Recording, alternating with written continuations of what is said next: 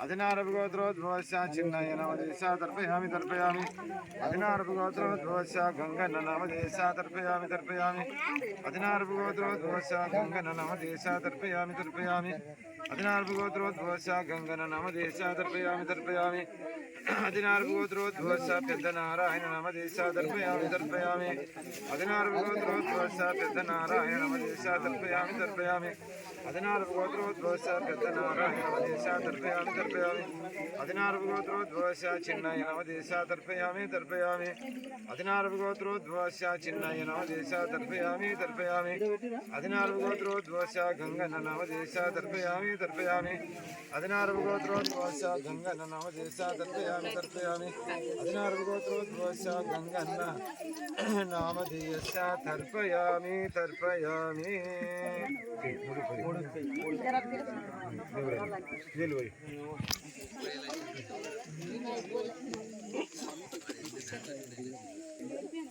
తర్పయామి తర్పయామి 16 చిన్నయ్య నవదేశ తర్పయామి తర్పయామి 16 చిన్నయ్య నవదేశ తర్పయామి తర్పయామి 16 చిన్నయ్య నవదేశ తర్పయామి తర్పయామి 16 గంగన్న నామదేశ తర్పయామి తర్పయామి 16 గంగన్న నామదేశ తర్పయామి తర్పయామి 16 గంగన్న నామదేశ తర్పయామి తర్పయామి 16 పెద్ద నారాయణ నవదేశ తర్పయామి తర్పయామి 16 పెద్ద నారాయణ నవదేశ తర్పయామి తర్పయామి 16 పెద్ద నారాయణ నవదేశ తర్పయామి తర్పయామి 16 చిన్నయ్య నవదేశ తర్పయామి తర్పయామి 16 చిన్నయ్య నవదేశ తర్పయామి తర్పయామి 16 చిన్నయ్య నవదేశ తర్పయామి తర్పయామి 16 గంగన్న నవదేశ తర్పయామి తర్పయామి 16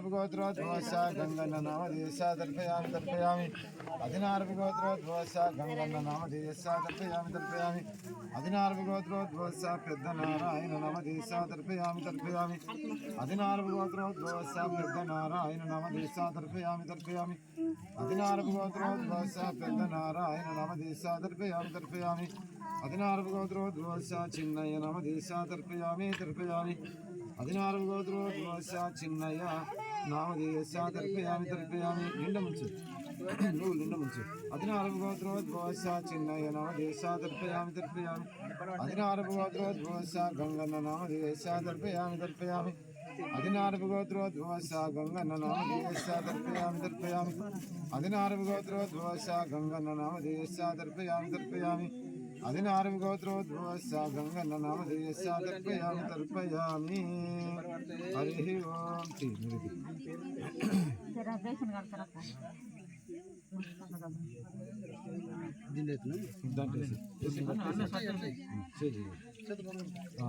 తీసుకుపోయి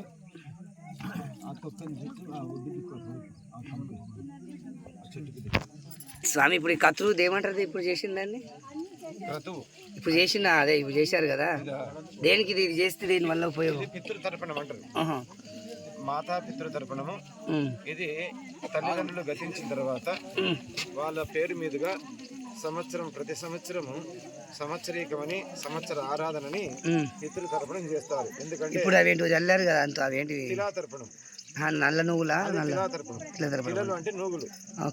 సంస్కృతంలో తిలలు అంటే నూగులు, తర్పణం అంటే ఆ యొక్క నూగులతో నీళ్లు కలుపుకొని వదలడము తిలాతర్పణం అంటారు. అయితే ఈ తిలాతర్పణము ప్రతి సంవత్సరము తల్లి తండ్రి యొక్క ఆరాధన నిమిత్తంగా ఈ యొక్క తర్పణం వదిలితే వాళ్ళ యొక్క ఆత్మశాంతి మూడు తరాల వాళ్ళు అంటే ఇలా తండ్రి తాత ముత్తాతలు కూడా తరిస్తారు. ఇలా తండ్రి వాళ్ళ తండ్రి ముగ్గురు అన్నమాట. కాబట్టి మూడు తరాల వాళ్లకు చెందుతుంది ఇప్పుడు వీళ్ళు చేసినటువంటి ఈ తర్పణం.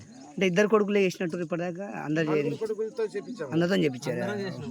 కొడుకులు ఎవరైతే ఎంతమంది కొడుకులు ఉన్నారో అంతమంది కొడుకులను కూర్చోబెట్టి తర్పణం మొదలడం బిడ్డకు తాగుండదా ఇందులో?